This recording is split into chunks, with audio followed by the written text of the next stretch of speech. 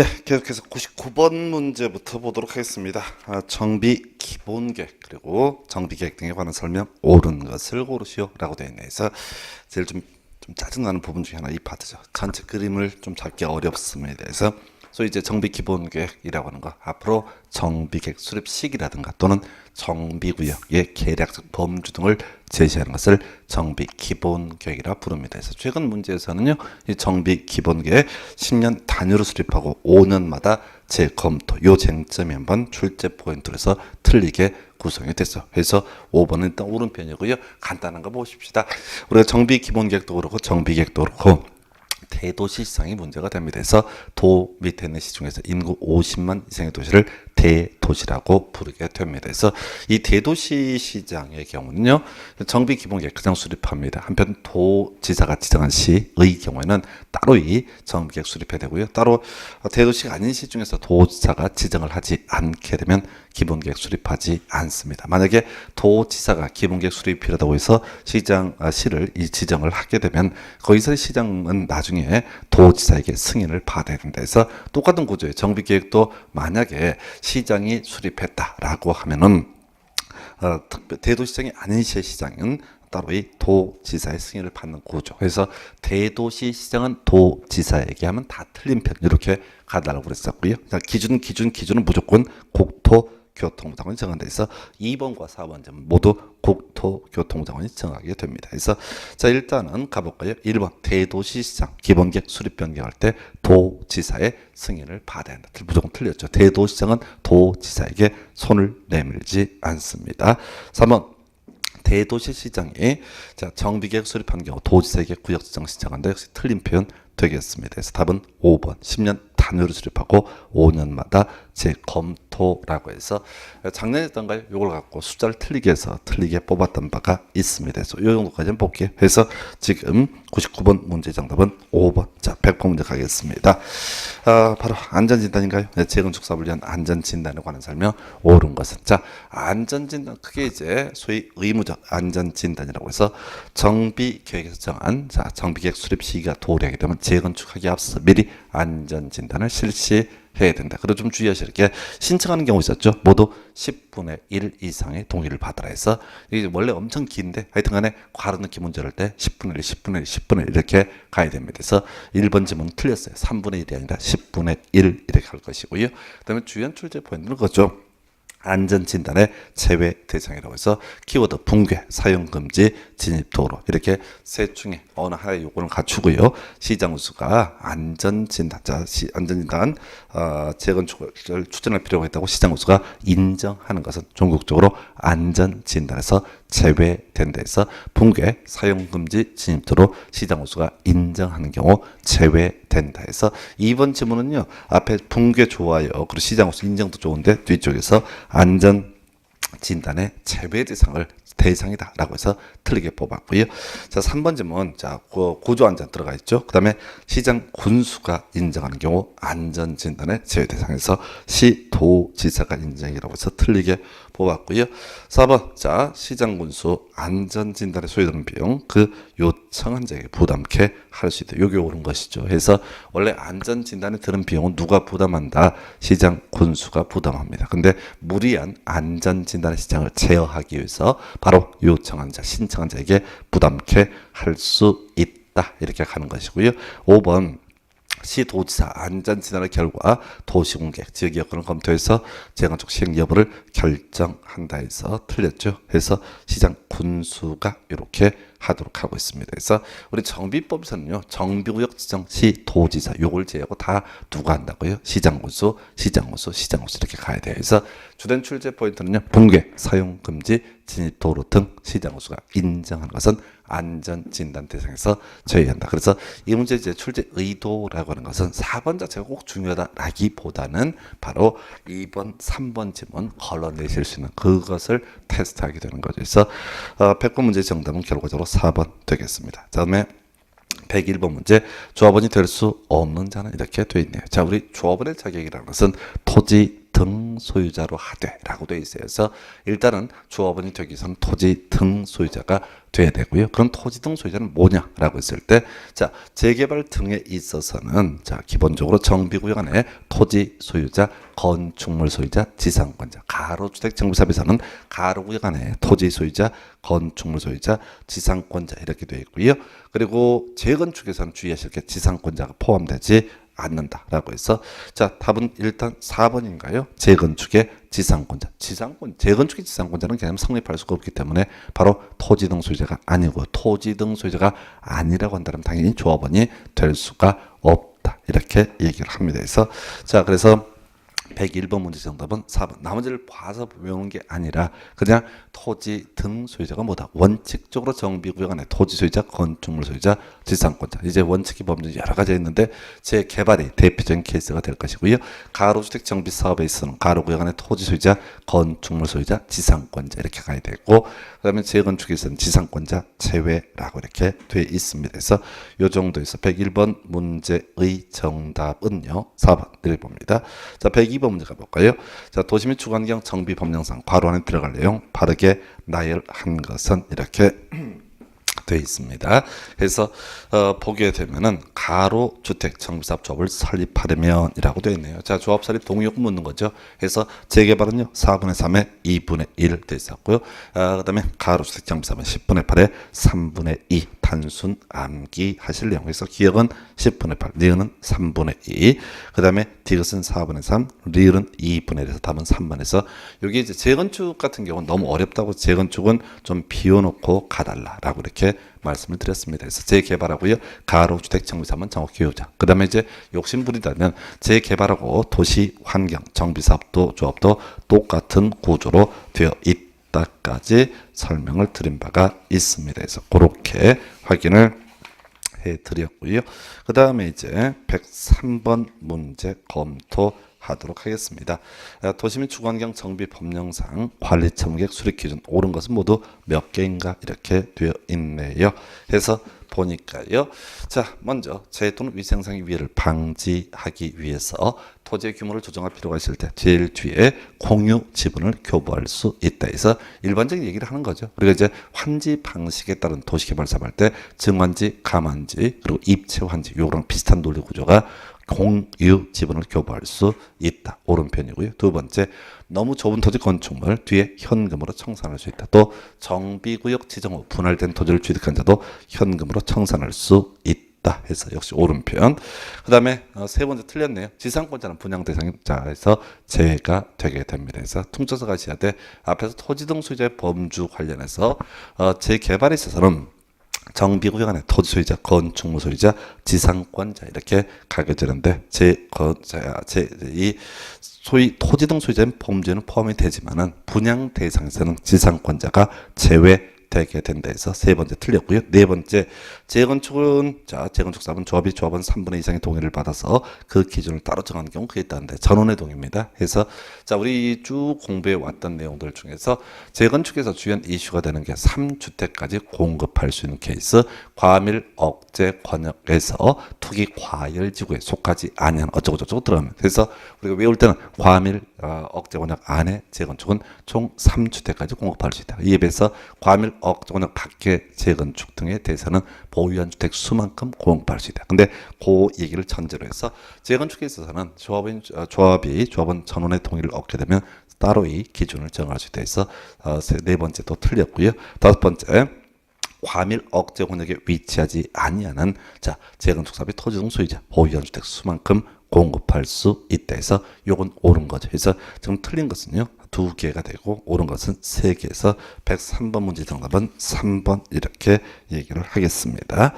자, 그다음에 이제 104번 문제 청산금에 관한 설명 틀린 것은, 우리가 이제 정비법의 기본 절차라고 하는 게 이런 게 있죠. 사업식 인가 받고요. 그다음에 관리 처분객 인가를 받습니다. 그리고 청산의 문제가 발생하기 전에 있는 것이 소위 이전의 고시, 준공인가, 그다음에 이전의 고시라고 하는 것이 있죠. 그래서 이전의 고시가 있으면 이전의 고시가 있는 날에 다음 날 소유권을 취득을 하게 되죠. 그리고 소유권뿐만 아니라 각종 소유권 외의 권리도 모두 넘어갑니다. 언제? 이전의 고시의 다음 날. 시험용으로 접근할 때는 설정된 것으로 본다. 이렇게 가야 되죠.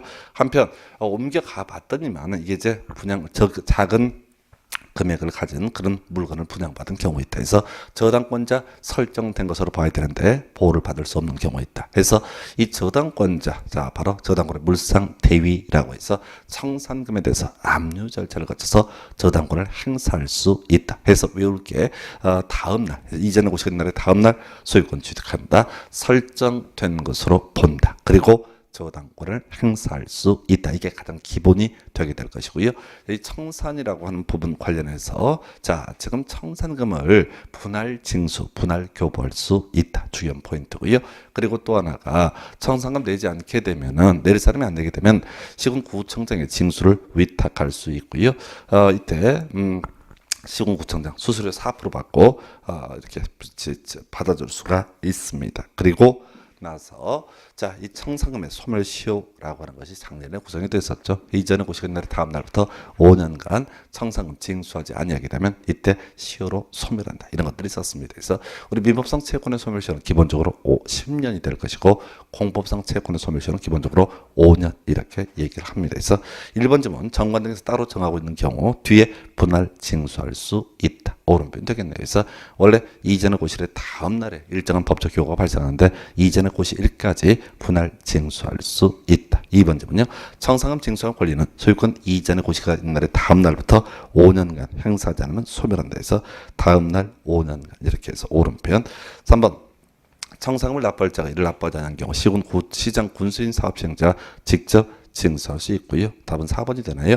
시장군수가 청산금을 징수를 위탁받아서 조합으로부터 위탁을 받아서 청산금을 징수하는 경우 조합은 징수한 금액 100분의 4죠. 100분의 4에 해당하는 금액을 시장군수에게 교부를 해야 된다 해서 이게 이제 우리 공법에서 지금 이제 시장군수한테 위탁하는 게 3번 나오고요. 모두 다 수수료 4% 이렇게 얘기를 합니다. 그래서 4번 틀렸네요. 5번이요. 제일 뒤에 저당권을 행사할 수 있다. 오른편 되겠습니다. 그래서 물론 이제 민법, 물권법 이런 거 할 때는 뭐 이제 압류 절차라고 하는 것도 이슈가 될 테고요. 그 압류는 그 당사자, 저당권자에 의한 압류뿐만 아니라 제3자에 의한 압류도 가능하다. 그러면서 이제 민법 영역에서는 주로 문제가 되는 게 자, 멸실 등에 따른 보통 보상금이라고 하는 거죠. 그다음에 그게 이제 화재 보험금 이런 게 될 테고 또 하나가 공용 징수에 따른 수용 보상금 이런 부분에 대해서는 어떻게 할 수 있다? 저당권의 물상 대위 가능하다. 그러나 매매 대금 등에 대해서는 당연히 저당권 물상 대위는 허용되지 않는다. 이렇게 봐야겠습니다. 그래서 104번 문제의 정답은요. 4번. 자, 105번 가겠습니다. 자, 건축법이 적용이 배제되는 건축물이 아닌 것을 모두 고른 것. 이렇게 되어 있네요. 그래서 그냥 단순 암기죠. 자, 우리 건축법의 적용 범주 중에서 아예 건축법을 적용하지 않는 것. 지정문화재, 가지성문화재 있었고요. 또 하나가 자, 운전보안시설, 플랫폼 뭐 이런 것들도 존재했습니다. 그리고 고속도로 통행료 징수 시설이라든가 또는 수문 조작실 이런 것들이 우리 법에 바로 건축법 적용 배제 항목으로 나열을 하고 있습니다. 그래서 해서 기업본 가지정문화재도 당연히 지정문화재뿐만 아니라 가지정문화재도 건축법을 적용하지 않습니다. 니은, 디귿, 리을은 방금 설명을 드렸고요. 해서 지자체 청사 같은 경우는 건축법 적용합니다. 해서 자 아닌 것은 하나죠. 바로 미음번 하나 이렇게 정리를 하겠습니다. 문제는 아닌 걸 외울 건 아니고요. 인거 적용 배제가 된 것들을 외워 주셔야 됩니다. 그래서 105번 문제의 정답은요. 5번. 106번 가보겠습니다. 해서 자 건축법령상 건축물의 면적, 층수 등의 산정 방법 해서 자 옳은 것을 모두 고른 것은 이렇게 되어 있네요. 그래서 건축물의 외부 또는 내부에 설치하는 굴뚝 면적은 바닥 면적에 산입하지 않는다. 자 우리 바닥 면적, 우리 건축법 시행령에서는 바닥 면적이 산입하지 아니하는 것만 기본적으로 규정을 하고 있습니다. 그래서 지문에서요 특별한 사정이 없으면 모두 다 바닥 면적에 산입하지 않는다. 다만 좀 주의하실 게 노대하고요. 다락 이게 문제가 될 수 있죠. 기본적으로 노대, 다락이라고 하는 것도 바닥 면적이 산입하지 않습니다. 근데 노대, 바닥 면적이 산입하지 않는다라고만 규정하면 사람들이 발코니, 노대를 몇 미터씩 뽑아내니까 1.5m까지만 노대로 보고 1.5m를 넘어서는 부분은 소위 바닥 면적에 산입을 한다. 이렇게 돼 있었죠. 자. 다락도 마찬가지. 다락도 기본적으로 바닥 면적이 산입하지 않습니다. 근데 이 다락이라고 하는 것의 정의가 기본적으로 층고가 1.5m, 경사진 형태 지붕은 1.8m까지를 다락으로 보게 됩니다. 그래서 이 다락이라고 하는 부분 바닥 면적에 산입하지 않는다라고 하는 것 기본 전제 삼아주시고, 다만 이제 시험 지문에 층고가 2m인 다락 이런 거 나오기 때문에 이건 다락이 아니기 때문에 결과적으로 바닥 면적에 산입을 한다 이렇게 봐야겠습니다. 그래서 기억번 일단 맞고요. 니은번 자 이것도 중요한 이슈죠. 우리 용적률 산정을 위한 연면적. 그래서 원래 연면적은 각층 바닥 면적의 합계 이렇게 돼 있죠. 그런데 말이죠. 용적률 위로 쌓아 올리는 것을 규제하는 개념 용적률 산정을 위한 연면적의 지하층 면적, 지상층의 주차 공간, 피난 안전구역, 대피 공간 면적 등은 바로 이때는 어떠다? 용적률 산정을 위한 연면적에 산입하지 않는다 해서 니은번이 일단 틀렸고요. 자, 디귿번이요. 층의 구분이 명확하지 않은 건축물 4m마다 하나의 층으로 보고 층수를 산정한다. 같이 맞물리는 것이 지하층은 층수에 산입하지 않는다. 건축물 부분에 따라서 층수를 달리하는 경우 가장 많은 것을 많은 층을 그 층수로 산정한다까지 유사한 지문 되겠습니다. 자, 리을번 끄트머리 바닥 면적에 산입한다. 틀렸죠? 우리가 외웠던 건 다 뭐라고요? 바닥 면적에 산입하지 않는다. 노대라든가 다락만 좀 변수가 있고 무조건 다 어떻다?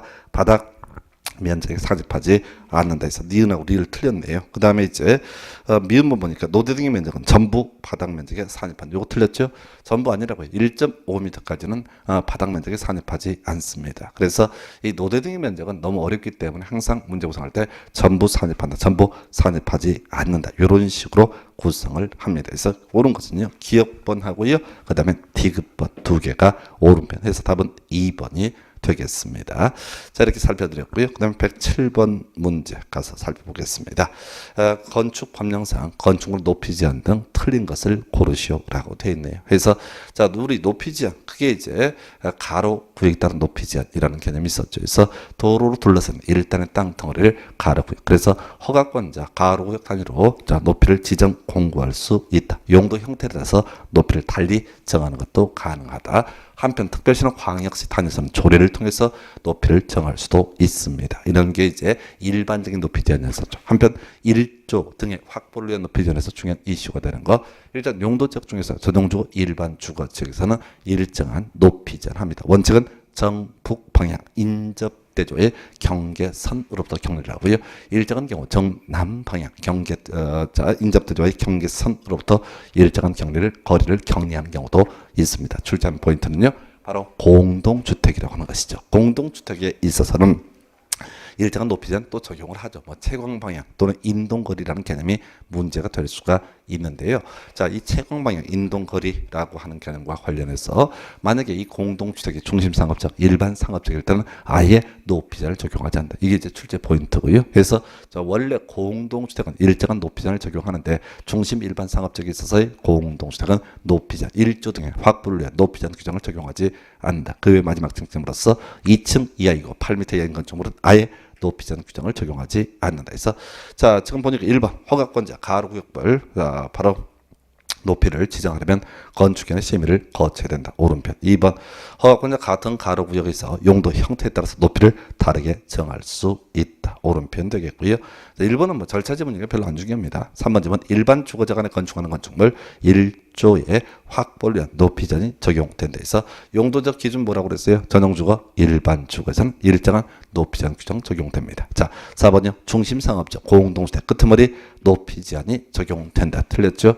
자, 중심 일반 상업적에서는 공동주택이라고 할지라도 높이 제한 규정 적용하지 않습니다. 그래서 4번 틀렸고요. 5번 이것도 알아야 되죠. 2층 이하로서 8m 이하인 건축물. 얘가 가리면 얼마나 가린다고 해서 2층 이하, 엔드 8m 이하 이런 두 가지 조건을 모두 충족하면 아예 높이 제한 규정 적용하지 아니할 수 있다라고 해서 107번 문제 정답은요. 4번. 108번 문제 바로 갑니다.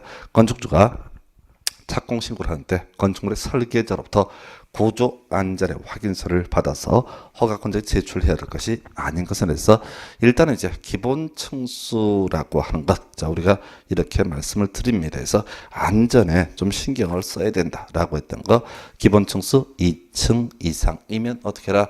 구조 안전 확인서를 제출해라. 근데 목구조 건축물이다. 그러면 3층 이상일 때 바로 뭘 해라? 구조안전 확인서를 제출해라. 그다음에 연면적 500 이상인 건축물. 근데 출제하는 포인트 창고, 축사, 작물 재배사 등은 그러하지 아니하라. 높이 13m, 1500m, 기둥과 기둥 사이 거리가 얼마? 10m 이상. 해서 답은 1번인가요?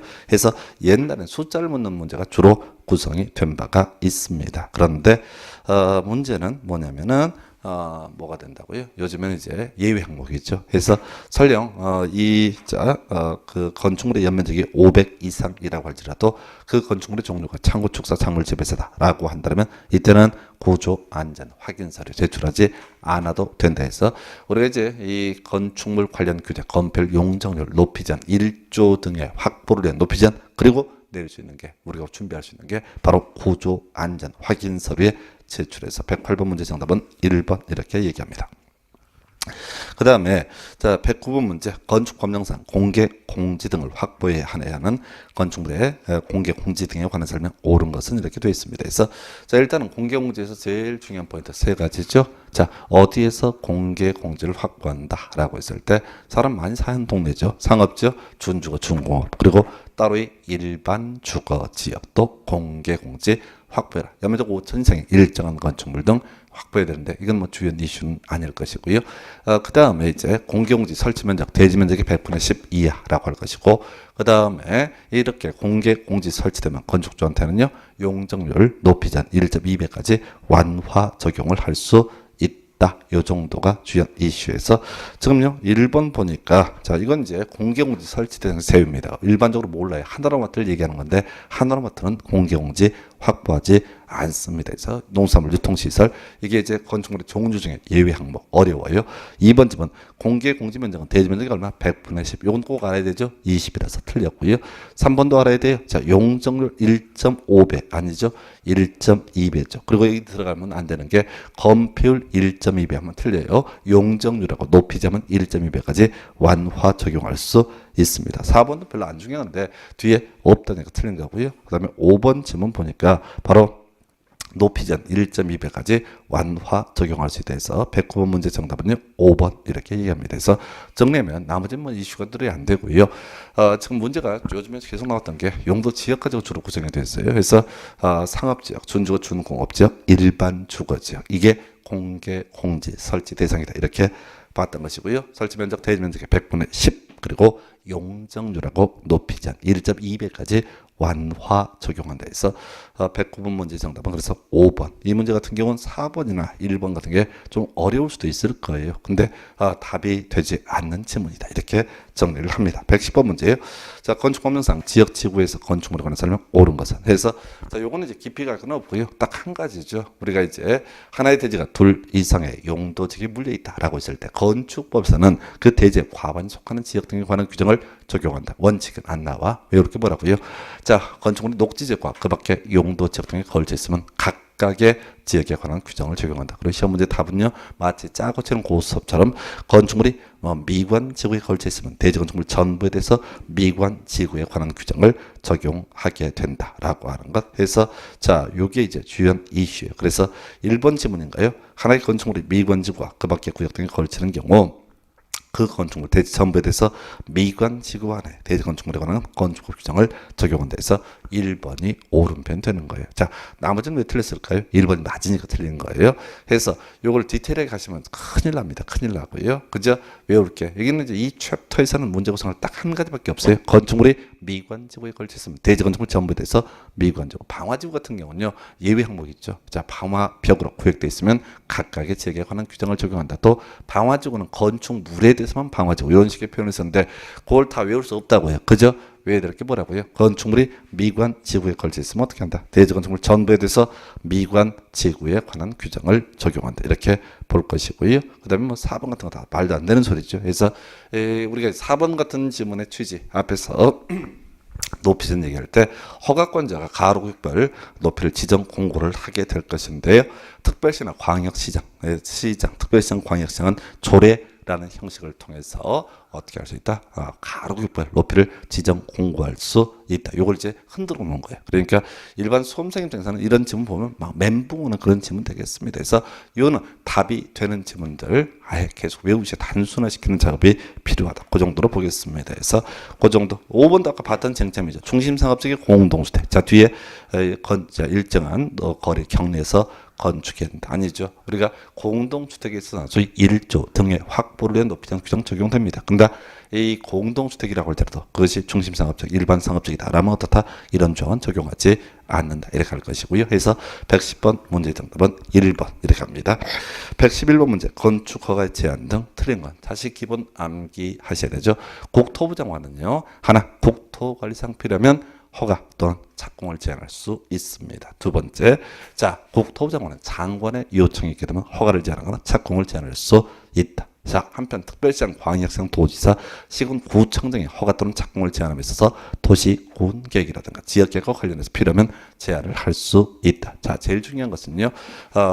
요거 하나 더 얘기하고 특별시장, 광역시장, 도지사가 제한했을 때 한 단계 위에 있는 국토부 장관한테 보고해야 되고 국토부 장관은 해제를 명할 수 있다. 이런 흐름으로 갑니다. 그리고 출제하는 포인트 가장 중요한 것은 제한 기간이죠. 제한 기간 바로 2+1회 1년에서 최장 3년까지 허가를 제한할 수 있고 착공을 제한할 수 있습니다. 그래서 자 1번 질문 국토부 장관, 국방부 장관 요청 자 그 뒤에 허가를 제한할 수 있다. 오른편 2번 특별시장은 도시군계획 뒤에 시군 허가를 받은 건축물의 착공을 제한할 수 있다. 오른편이죠. 자 목적 물어봤어요. 자 3번 광역시장은 지역계획해서 역시 허가를 제한할 수 있다. 오른편 맞습니다. 허가를 제한할 수도 있고 착공을 제한할 수도 있죠. 자, 그 다음에 4번은 도지사가 관할 군수에 허가를 제한한 경우 국토부 장관 해제를 권고할 수 있다 해서 여기 이제 한번 나왔던 질문인데 해제를 명할 수 있다가 돼야 됩니다. 그래서 사후 보고 하고 나서 보고해야 되고 나중에 해제를 명할 수 있다 해서 해제를 권고하는 게 아니라 해제를 명할 수 있다. 그리고 제일 사실 중요한 건 5번 질문이죠. 제한 기간. 자, 기본적으로 2년 이내로 하되 1회 한해서 1년 범위에서 연장할 수 있다. 요 정도로 얘기를 하게 됩니다. 그래서 일단 이 문제 답은 4번이고요. 통계적으로 가장 많은 답을 뽑는 건 5번 지문 이렇게 정리합니다. 그래서 이렇게 살펴드렸고 그 다음 문제 검토하도록 하겠습니다. 자 110 이제 2번인가요? 자 주택법 문제가 되겠네요. 준주택 모두 몇 개인가? 23회 나왔고 지금 한 5년 동안 출제가 되지 않고 있습니다. 그래서 이 준주택이라고 하는 거 원래 주택이 아닌데 주거 용도로 쓸 수 있는 것들 해서 이명박 정부 시절에 만들어졌던 개념이고요. 자 기숙사라든가 다중생활시설, 노인복지주택 그리고 오피스텔까지 이렇게 네 가지가 뭐가 된다? 준주택이라고 얘기합니다. 그래서 이 주택법 파트는 특히 이제 용어의 정의 관련한 부분이 1년에 적으면 한 문제, 많으면 두 문제가 구성이 되는데 좀 단순하게 가야겠고요. 작년에 이제 세대 구분형 공동주택 이런 것도 출제가 된 바가 있고요. 그 정도까지 해서 110번, 12번 문제 정답은 옳은 것은 4번 4개 되겠습니다. 자, 113번 문제 26회 때 나왔던 문제와 관련되는 거죠. 자, 우리가 이제 주택법에 따라서 주택을 건설, 공급할 수 있는 자격을 갖춘 자 우리가 사업주체라고 부르게 됩니다. 그래서 이 사업주체 등록사업자가 있고요. 비등록사업자 있습니다. 비등록사업자 국가, 지자체, 공사라든가 혹은 또 뭐가 있냐면 국가지자체 공사 있고요. 그다음에 주택조합 고용자 등이 있을 수 있다라고 해서 이 주택조합 고용자의 경우는 우선 분양받을 수 있는 특혜가 주어지기 때문에 자 국토부 장관 이들에게 공유주택, 규모주택 100%까지 강제로 건설하게 할 수 있다. 이런 주제들도 같이 연계가 돼요. 그래서 일단 자, 26개 때 나와서 단독은 기본적으로 20%, 공동주택은 20세대가 돼야 됩니다. 그리고 대지 조성사업 같은 경우는 얼마라고요? 1만 제곱미터 이상이 됐을 때 바로 국토부 장관 연간 이렇게 이제 건설 사업하고 싶으면 미리 등록을 해야 됩니다. 근데 보니까 기업호 이상의 단독세 건설 단독은 그냥 무조건 20% 끝나는 거예요. 근데 공동주택은 20세대가 원칙인데요. 바로 도시형 생활주택일 때는 얼마? 30세대라고 됐죠. 그래서 기업 니은이 돼야 되는데 저 오타가 안 들어가 있네요. 기억면에서 바로 기억은 20호, 그 다음에 니은은 30세대라고 하는 거죠. 이렇게 기억을 해 주셨으면 좋겠습니다. 그래서 113번 문제의 정답은요, 바로 3번 이렇게 정리합니다. 114번 문제예요. 지역주택조합 관련해서 옳은 것을 고르시오. 자, 일단 주택조합 종류가 지역조합이라는 게 있고, 건설을 위한 직장조합, 그 다음에 국민주택을 공급하기 위한 직장조합 등으로 구분할 수 있습니다. 물론 모든 주택조합도 주택조합의 한 종류로 우리 법에서 나열을 하고 있고요. 해서 이 지역조합이라고 하는 거 일단은 자, 설립하려면 인가 받아야 됩니다. 그래서 변경 해산을 때도 인가를 받아야 할 것이고요. 그래서 인가 받기 위해서 토지 사용 승낙서 100분의 80 이상을 확보를 해야 됩니다. 그래서 이렇게 조합이 설립되게 됐을 때 조합원 수 기본적으로 20명 이상 이해되는데 중요치 않고요. 이때 조합원의 자격이라고 하는 거 무주택자 조합 설립인가 신청1 기준으로 해서 그때부터 입주 가능일을 가진 무주택자 또는 85제곱미터 이하의 주택을 한 채 소유한 자, 이런 사람이 바로 지역조합의 조합원 될 수가 있고, 이런 조합원을 모집하면서 기본적으로 공개 모집을 원칙으로 해서 작년하고 법이 바뀐 부분이죠. 다만 예외적으로 자 선착순 분양도 가능하다 해서 이게 이제 미분양 같은 게 나왔을 때 얘기입니다. 그 정도 보시고요. 1번 등록사업자와 공동으로 주택건설 사업을 하는 조합은 국토부장관에게 주택건설사업 등록을 해야 된다. 틀렸죠? 비등록 사업자의 일종이 되는 거죠. 그래서 이게 주택조합 혼자서 지역조합이 혼자서 삽질하는 게 아니라 등록 사업자와 결합해서 주택건설 사업을 하는 경우, 이런 경우에는 어떻다고요? 바로 등록을 하지 않고도 주택건설 사업을 할 수 있습니다. 2번 질문요.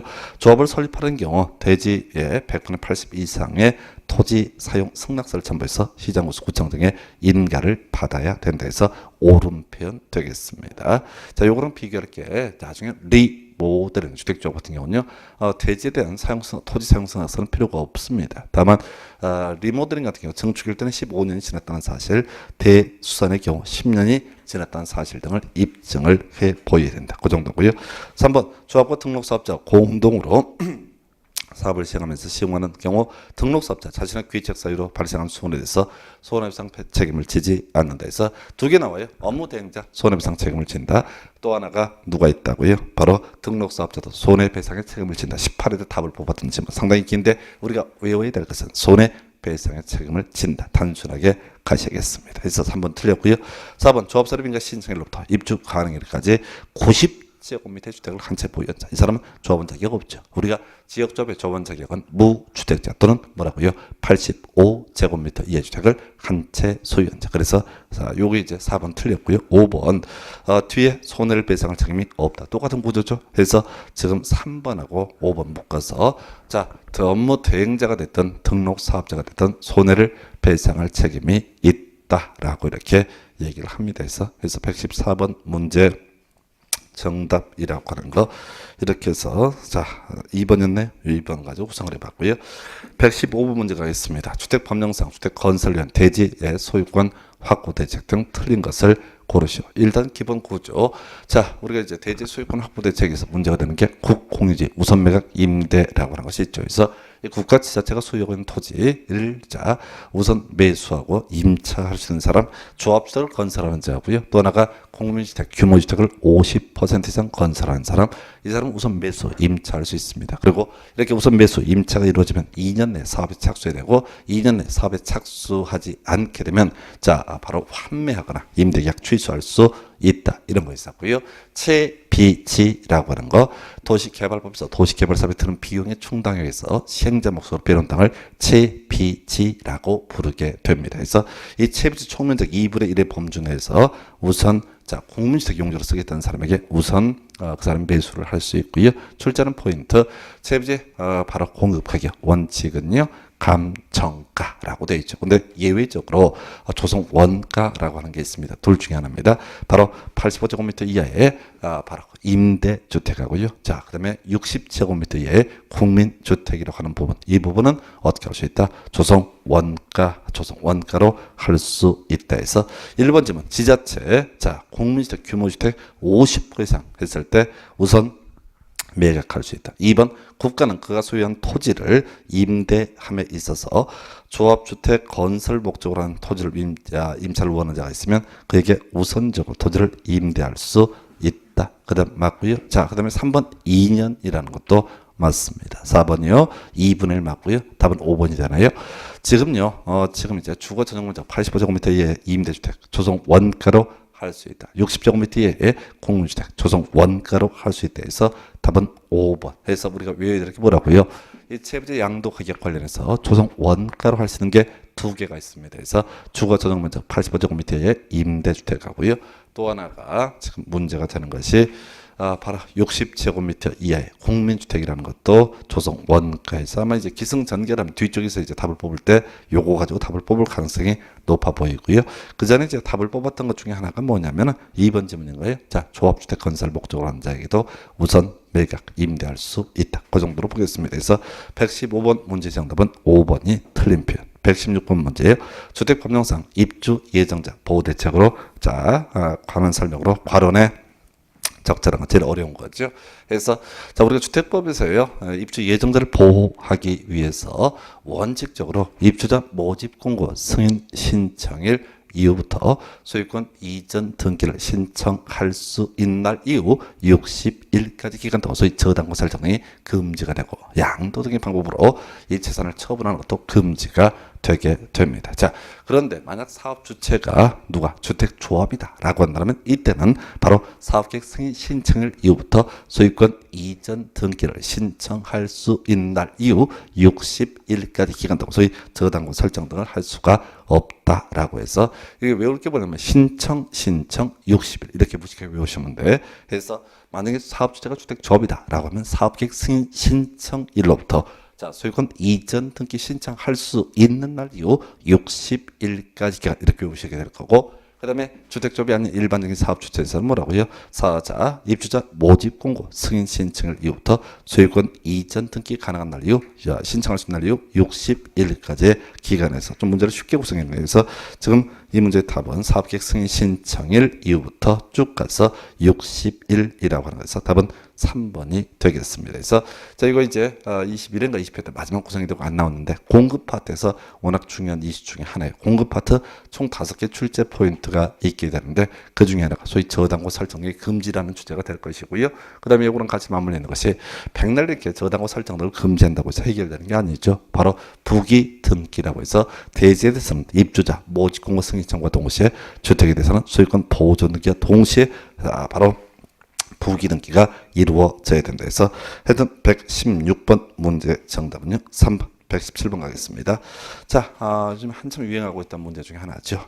주택법령상 주택 공급 관련해서 금지되는 공급절에서 교란행위에 해당하는 것을 모두 고르면서 일단은 우리가 주택법에서는 내 집 마련할 수 있는 지위 증서의 예로서 주택조합원의 지위라든가 그 다음에 또 하나가 입주자 저축증서 그리고 주택상환사채 이런 것들 양도, 양수, 알선, 광고 등 금지가 됩니다. 그래서 세 가지는 무조건 해야 돼. 주택조합원의 지위, 그 다음에 주택상환사채, 입주자 저축증서 이거 이제 주택법에서 내 집 마련하라고 만드는 개념들이거든요. 이걸 투기 대상으로 삼는다. 즉 양도, 양수 등을 하면 당연히 금지가 안 되는다. 근데 출제 포인트는 이것들을 양도를 하긴 하는데 그것이 상속도 저당 등의 대상이 된다라고 한다면 이것은 규제 대상이 아니다라고 해서 거기 보게 되면 주택을 공급받을 수 있는 지위의 매매 이건 금지가 됩니다. 두 번째 주택 상환사채 저당 그다음에 입주자 저축증서의 상속 이건 맞는 거죠. 그래서 이 두 개는 일단은 어떻다고요?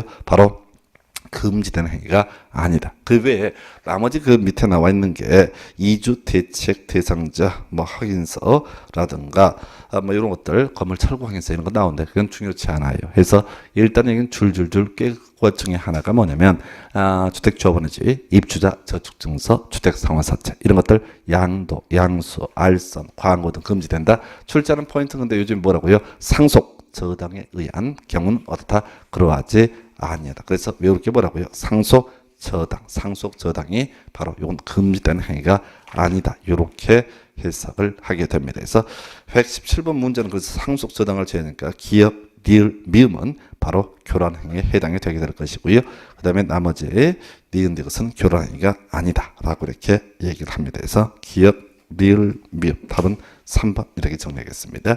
자, 118번 문제 가볼까요? 주택법령상 주택 공급 등에 관한 설명 틀린 것은 이렇게 되어 있네요. 그래서 자, 일단 뼈대 잡으셔야 되죠. 자, 우리가 이제 주택에 대한 분양이 선분양이 있고요. 또 상가 분양도 있습니다. 그리고 같이 맞물려 있는 것 중에 하나가 소위 이제 마감자재 목록표라고 하는 개념이 있습니다. 그래서 기본 정리해 드릴게요. 일반적인 사업 주체의 경우 등록 사업자를 전제로 얘기를 하게 되면 이 사람이요 입주자 모집 공고 승인 신청을 하기 위해서는 미리 다시 자, 이 사람이 주택의 입주자를 모집하려는 경우 미리 입주자 모집 공고 승인 신청을 해야 됩니다. 그리고 그 시점에서 마감 자재 목록표도 같이 제출을 해야 됩니다. 그런데 만약 그것이 국가 지자체 공사인 사업 주체가 주택의 입주자를 모집하고자 할 때는 첫 번째 입주자 모집 공고 승인 신청을 하지 않습니다. 그리고 마감 자재 목록표는 내긴 내는데 입주자 모집 공고 승인 신청을 할 때가 아니라 견본 주택을 건설할 때 바로 마감 자재 목록표를 제출하게 돼 있다. 그리고 하나 더 복리시설 관련해서 이런 게 있지요. 바로 일반적인 사업 주체가 등록 사업자가 복리시설에 입주자를 모집하고 싶을 때는 시군구청장에 신고를 해야 되는데 국가 지자체 공사인 사업 주체의 경우에는 어떻다? 이때는 바로 신고하지 않아도 된다. 항상 시험 문제는 국가 지자체 공사라고 하는 것을 가지고 시험 문제 구성이 되죠. 1번 지문 사업 주체가 시군구청장의 승인을 받으려는 경우 마감 자재 목록표와 견본 주택의 각실 내부를 촬영한 영상물을 제작해서 시군구청장에게 제출해야 된다. 해서 법조문 그대로 끌고 온 건데 깔끔한 지문은 아닙니다. 그래서 일단 유보. 2번 토지주택공사가 사업주체로서 주택의 입주자를 모집하려는 경우 시군구청장의 승인을 요하지 않는다. 이건 정확히 알아야 되죠. 자, 3번 한국토지주택공사인 사업주체가 견본주택을 건설하는 경우 자, 마감자재 목록표 등을 시군구청장에게 제출해야 된다. 요거는 거죠. 일반적인 사업주체에 있어서는 언제 입주자 모집공고 승인청과 동시에 마감자재 목록표 제출을 해야 됩니다. 그런데 만약에 토지공사, 지방공사, 국가 이런 지자체에 있을 때는 이때는 견본주택 건설 시에 제출을 하게 되어 있고요. 4번 지방공사가 사업주체로서 복리시설의 입주자를 모집하는 경우 시군구청장에 신고하지 않아도 된다. 오른편. 5번요. 시군구청장. 자, 2년 이상 보관해야 됩니다. 그래서 이건 뭐 사실은 이제 앞에 나머지 내용 전반을 물어보는 지문이고요. 답을 쌀 때는 5번을 가지고 틀리게 구성을 해봤습니다. 그래서 118번 문제 정답은 5번.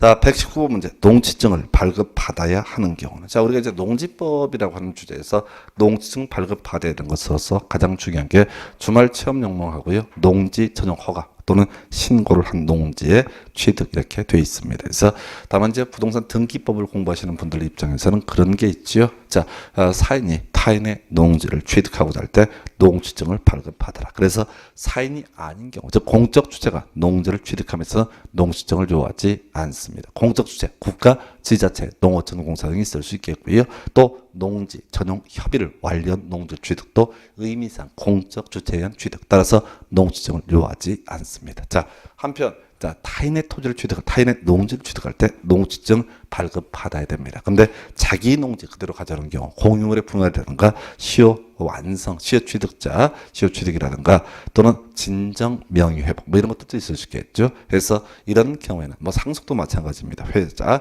농업법인 합병도 마찬가지가 될 것이고 내 땅 내가 가져올 때는 농지증을 요하지 않는다. 이래 갈 것이고요. 그다음에 이제 등기법에서 문제가 되는 게 가등기를 통해서는 물권 변동 효력이 발생하지 않습니다. 그래서 이런 경우 가등기에 있어서는 바로 농지증을 요하지 않는다. 해서 지금 답은요. 일단 1번 농업법인 합병이라고 하는 것은 내 땅 내가 찾아오는 거죠. 농지증을 요하지 않습니다. 농지 전용 협의 이건 공적 주체를 의미합니다. 그래서 농지증 요하지 않고요. 공유 농지의 분할이나 상속 내 거 내가 찾아오는 거죠. 그리고 답은 주말 체험 영농. 주말 체험 영농은 결과적으로 사인이 타인의 농지를 취득하는 케이스이기 때문에 농지증을 발급받아야 된다 해서 굳이 비교하면 5번이 답이 될 테고 여기에 대응해서 농지 전용 허가를 받은 농지를 취득한다든가 농지 전용 신고를 한 농지를 취득한다. 이것도 바로 농지증을 요한다. 이렇게 합니다. 그래서 하여튼 119번 문제 정답은 5번 이렇게 보겠고요. 자, 120번 문제 보겠습니다. 자, 농지 법령상 농업 경영에 이용하지 아니하는 농지 처분 의무 등 관련해서 옳은 것을 고르시오라고 되어 있네요. 그래서 자 기본적으로 농지를 농업 용도로 활용하지 않게 되면 처분할 의무가 있습니다. 그런데요 이런 게 있죠. 질병이라든가 징집이라든가 선거에 따른 공직취입 요게 이제 불가피한 사유로 보거든요. 이런 경우는 어떻다? 바로 처분 의무가 없다라고 해서 1번 질문 농지 소유자가 선거에 따른 공직취입 뒤에 처분해야 된다. 틀렸다고요? 이게 이제 계속 위탁 경영 가능한 사유라든가 임대차에서 3년 미만 동안 뭘 할 수 있는 경우 바로 임대차 계약을 체결할 수 있는 경우 이런 거랑 같이 맞물려서 자 징집이라든가 선거에 따른 공직 취임 그리고 질병 등에 있어서는 이런 사유로 농지를 농업 농사를 짓지 않는다라고 했을 때 이때는 어떻다고요? 바로 소유농지 처분 의무가 없습니다. 1번 틀렸고요. 2번 농지 소유 상한을 초과해서 농지를 소유한 것이 판명된 경우 소유 상한을 초과한 면적에 해당한 농지만 처분하면 된다. 이게 이제 어떤 얘기냐면 자 우리가 일반 사인의 경우 자 농업 목적이 아니면 원래 농지를 소유할 수 없어야 함이 원칙입니다. 그런데 상속받은 경우 또는 8년 이상 농업에 종사한다서 이동한 자 이런 사람들 각각 1만까지 소유할 수 있습니다. 근데 상속을 2만을 받았다던가 또는 8년 이상 농업에 종사했던 사람이 소유하고 있던 농지가 2만이다. 이런 경우에는 나머지 부분은 어떻다? 농사를 짓지 않으니까 처분할 의무가 있다. 이런 의미에서 소유상한 초과한 부분만 처분할 의무가 있습니다. 그래서 2번 맞고요. 3번 농지 전용 신고를 하고 농지를 취득한 자가 2년 내입니다. 1년이 아니라 2년 내 목적 사업에 착수하지 않으면 소유 농지 처분한다. 해서 이건 따로 외울 거 아니고요. 우리 공법에서 공사 착수, 사업 착수는 따로 얘기 없으면 다 몇 년? 2년 이렇게 가야 되죠. 다만 주의하실 게 건축법에서 건축 신고 있고 나서 1년 내에 착공하지 않게 되면 건축 신고 효력은 상실된다. 그게 이제 1년짜리 좀 주의하실 주제고 나머지는 대부분이 다 2년 내. 4번째는요. 농지 소유자가 시군구청장으로부터 농지 처분 명령을 받은 경우 시군구청장에게 농지 매수를 청구했다. 말장난을 보였죠. 이건 이제 한국농어촌공사에게 매수 청구를 할 수 있습니다. 그러면 농어촌공사에서는 싸가지 없거든, 나쁜 놈이거든. 그래서 공시지가를 기준으로 매수케 할 수 있다. 이렇게 얘기를 하게 됩니다. 그래서 그 정도가 되겠고요. 그 다음에 이제 5번쯤은 시군구청장 처분 명령을 받은 후 정당한 사유 없이 지정 기간까지 처분 명령 이행하지 않으면 이행강제금이요. 100분의 20입니다. 그래서 이행강제금 우리가 건축법에서 문제 삼을 때는 그렇죠. 바로 벌금과 이행강제금 병고할 수 있다. 이게 주제였었고 농지법에서는 1년에 한 번 100분의 20이라는 숫자가 포인트 그리고 아마 이제 공인중개사법 관련해서 문제가 됐던 것이 허가 구역 내에서 허가받은 목적도로 토지를 이용하지 않았을 때 방치하면요 100분의 10이고요. 임대 100분의 7, 목적 변경 100분의 5 이렇게 얘기를 합니다. 그래서 그 이제 세 가지가 이제 우리 공인중개사 시험에서 나올 수 있는 이행강제금 그리고 우리나라 법령에 나와 있는 이행강제금은 전부 세 가지밖에 없습니다. 그래서 자 해서 120번 문제 정답은요 이렇게 2번 이렇게 정리를 하겠습니다. 자 오늘 여기까지 가겠습니다. 수고했습니다.